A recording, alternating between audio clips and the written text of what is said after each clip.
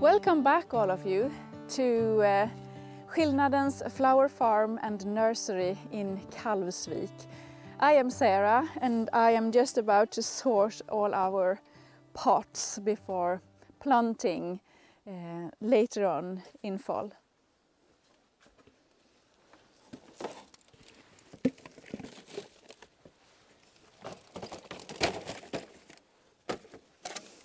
There are plenty of pots in a nursery, of course, and we try to use and reuse as many as we can. And now it's time for me to sort of sort out the sizes that we need to plant pansies and bulbs for spring. So this is what I do at the very moment. A few weeks ago we published the first video in English for you in a very long time. And we are so very happy for all the response that we had. So I wanted to do a follow-up well, simply to say thank you, thank you, thank you. And this is not only for me. You know, I have a team. We are 10 people, I think, working in my business.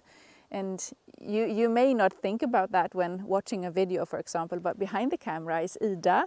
She is also editing the videos, and we have Ulrika, and we have Lovisa and Maria and other people in the staff working with the content. And for all of us, it's of course very important to get the feedback and to read all the really nice and well expressed comment that you gave us on the other video. We were so happy. So from all of us, a huge and very warm thank you. Today I want to bring you on a small trip through the last week, and just to give you an update on what we are doing. So we will head up to the shop and have a look.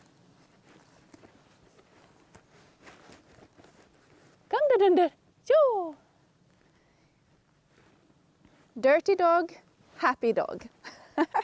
Last week were actually a bit upside down because I was away for a couple of days, and I had to go to a funeral with my family in Stockholm. So it was kind of emotional, of course. But my colleagues were working really hard to clear some weeds and old plants in the front of our farm. We will show you in a while. I was not here on Friday when we had the shop open. My colleagues, they sold plenty of garlic. I have been longing for, you know, a place to sell things that I actually like. I have many customers and readers, and people want to basically do the same as I do. So for this fall, I ordered plenty of sets. I mean, this is garlic made for planting, not eating. And if I should say one of my favorite varieties are Cledor. I don't know how to pronounce it correctly, I'm sorry, but this is a typical garlic. It's a bit late to harvest it, so it's not one of the earliest varieties. But what is stunning about this is that it lasts. You can keep it, store it for a very long time. So if I harvest this in, let's say, beginning of August, I can definitely store it for a year or more than that. So it's very useful for, you know, a gardener who wants to grow his own food, to have a variety that stores very well. By now this place is kind of empty, our workspace, and that's because my colleagues are out working, and me too. But in the beginning of last week, we were kind of busy here. I had plenty of orders to prepare. Last week we did our last delivery of cut flowers in bouquets for a grocery shop in a nearby village. So I thought I maybe show you just a piece of the process while working, so that you get to see how it's done. And what I prepared then was bunches of chrysanthemum. Chrysanthemum is a very useful cut flower in our farm, because it lasts very long and it flowers late in the season when other flowers have done its best, you know. So I prepared bunches of chrysanthemum and also of dahlia. We have plenty of dahlia out in the field, as you may remember from the last video. And one of the most useful varieties are the one that Anna-Stina kept for this farm for decades. I don't know how old it is, but she kept it simply because it is very reliable. It grows very well in this place, and it delivers plenty of flowers each and every year. So I can get back to you on how to store and keep the dahlias over winter later on. So I simply put those flowers into bunches and I wrap some paper and then move on to the mixed bouquet. So we deliver 3 different pieces to the shop, and this is how the mixed bouquet looks like. And I do know that people who follow this kind of content at Instagram and YouTube and Facebook, etc., sometimes think that, wow, I really want to have a business like this, and very inspired.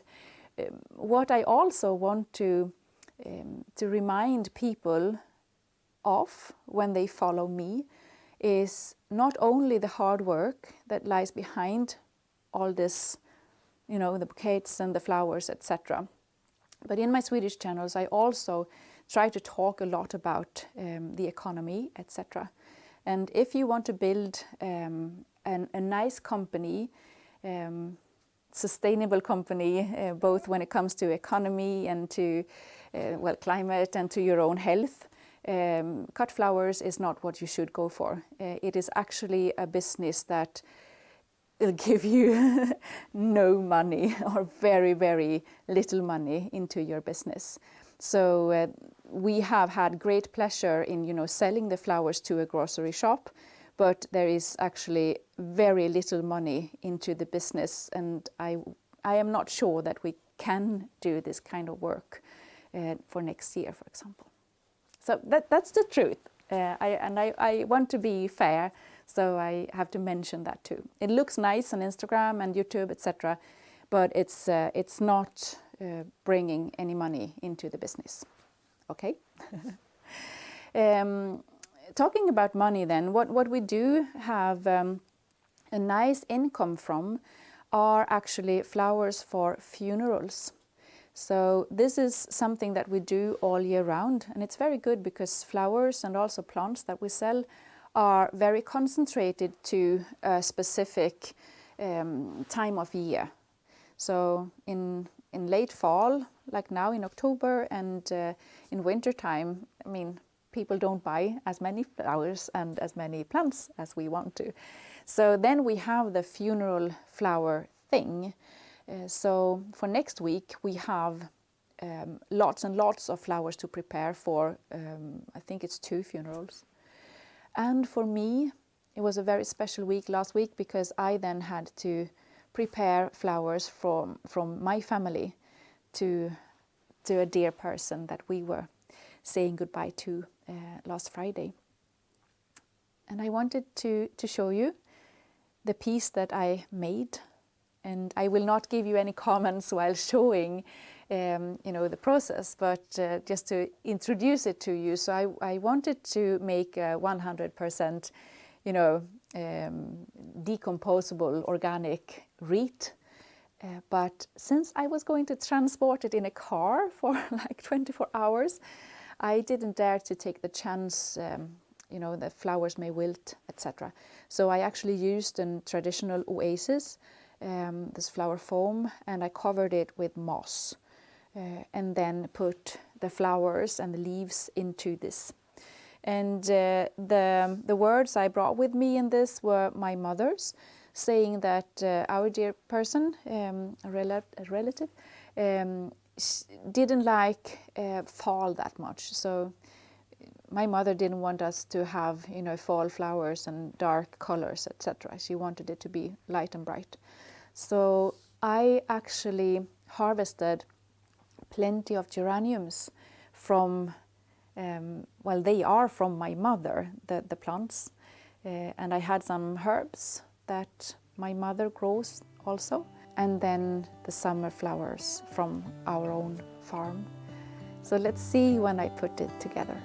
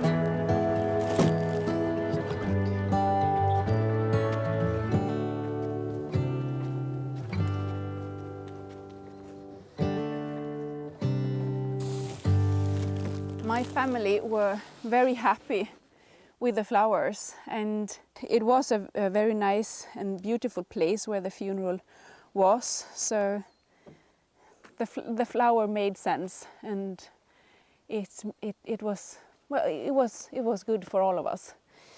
So so tricky to talk about those things, and of course it was tricky also to do this wreath when you are related to the person we say goodbye to in such way.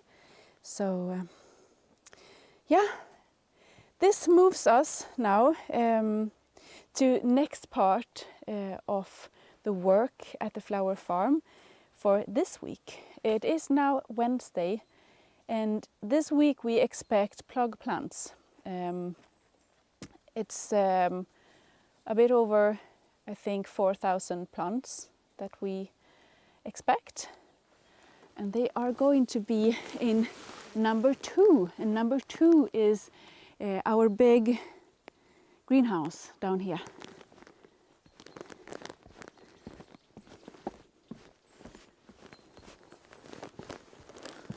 So.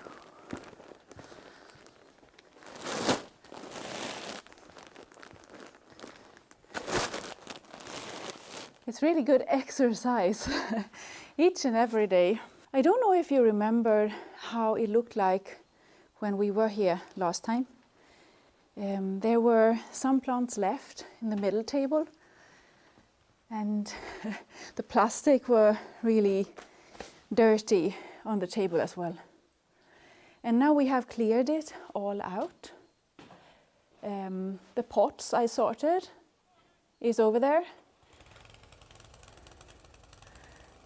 Good to hear. You can actually hear when the colleagues are working.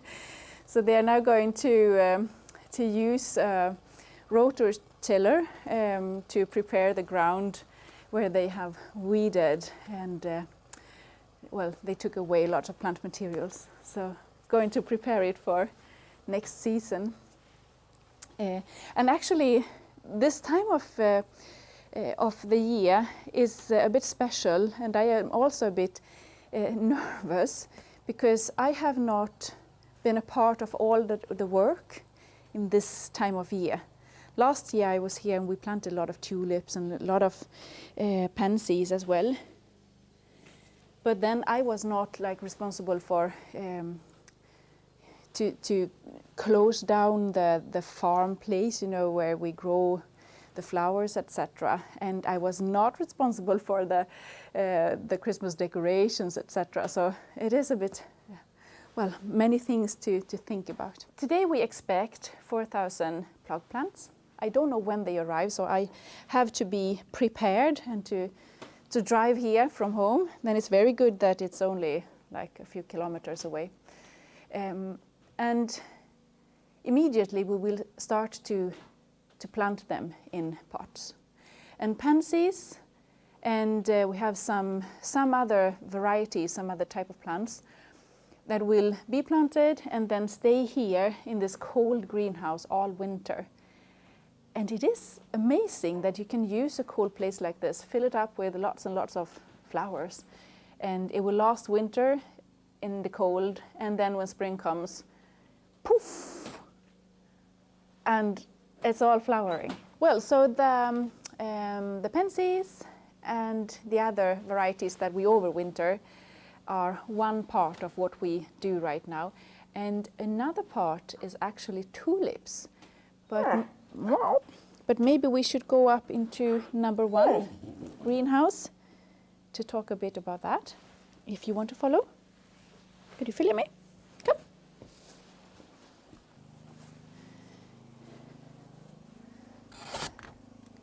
Can we go ahead?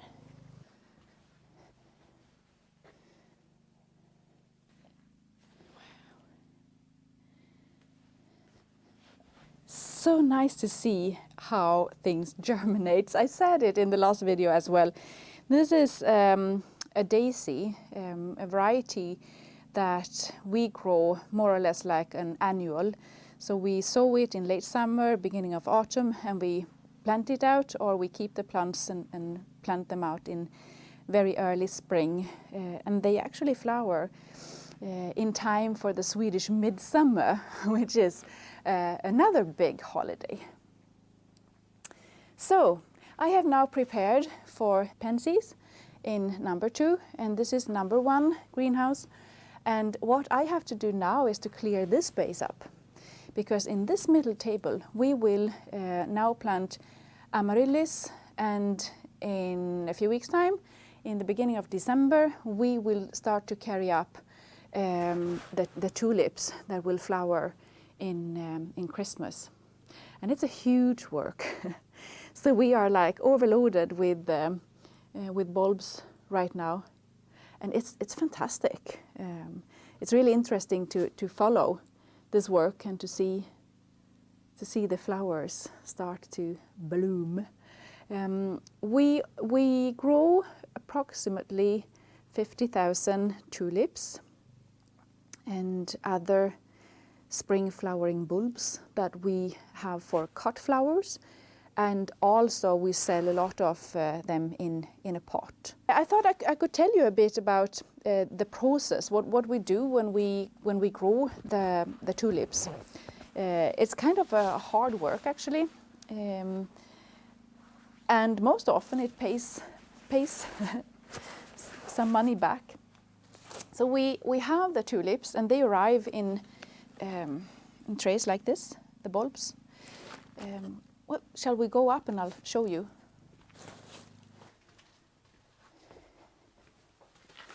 So here is part of the first delivery So this is how they look like. And we order the biggest size of the bulbs as well, because we get the best flower then. And this is all important because if we have a nice flower, we can price it in a better way. So all of them we are going to grow in the baskets. And what we do is we carry the baskets into the basement. So this is the kind of tray that we plant the tulips in, and we fill it up with compost, especially made for bulbs. Not a very rich soil. It's kind of poor, simply because all the energy that the flower need is in the bulb already. So we have prepared the trays.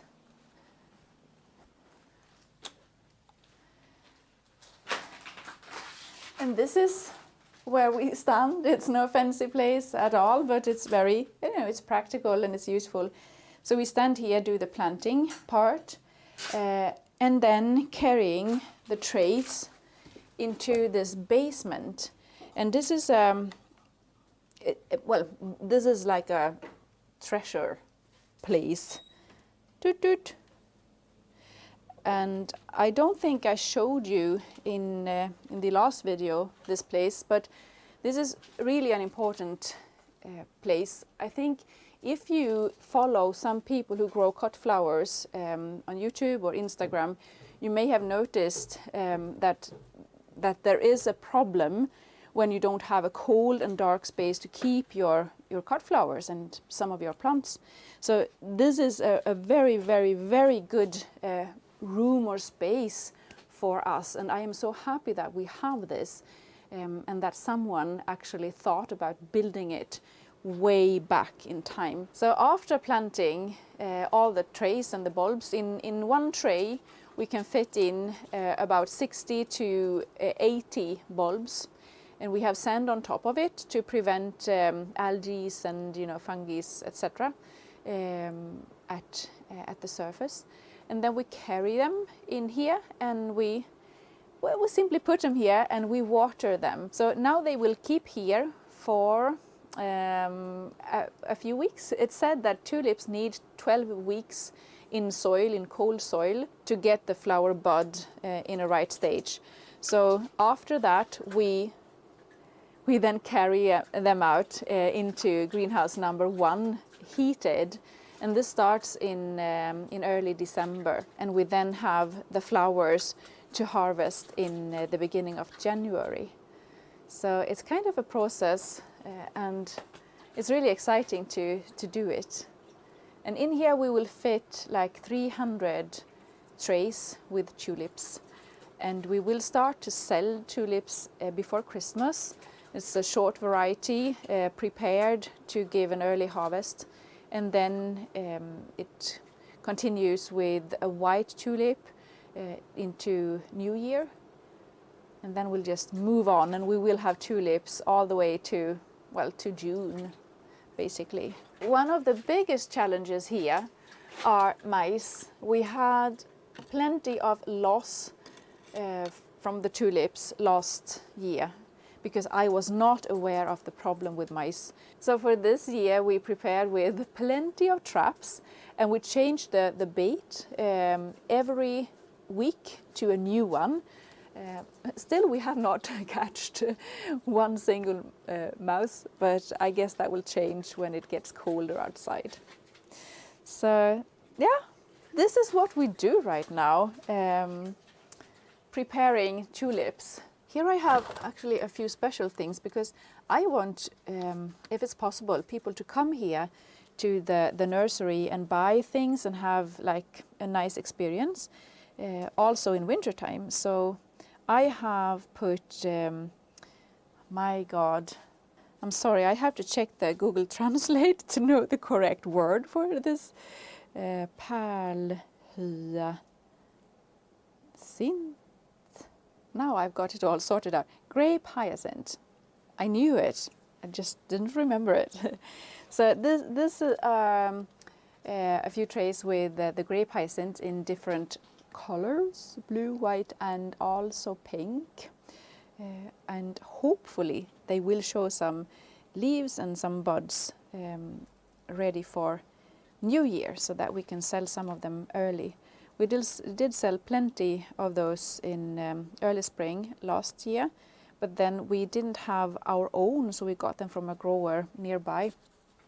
A Swedish produced, of course, but for this year or next year we hope to have our own ready a few weeks or months earlier. Let's see how the continue will be. Well, back in the shop again, and in just 2 days it's my time to meet the customers. I love to be here when we are open, because all people who come here are very happy, and it gets me in a good mood too.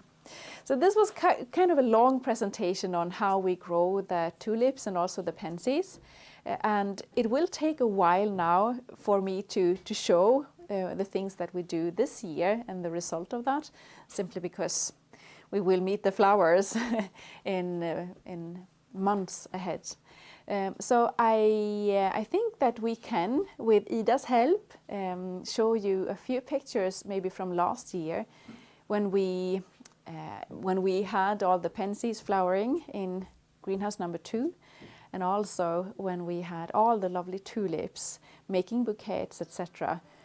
From spring 2022, with the tulips and spring flowers that we grow here at Skillnadens flower farm and nursery in Kalvsvik.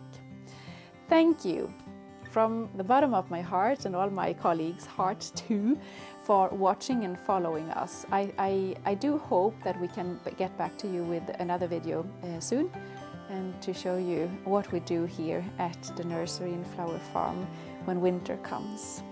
Thank you for today. Take care.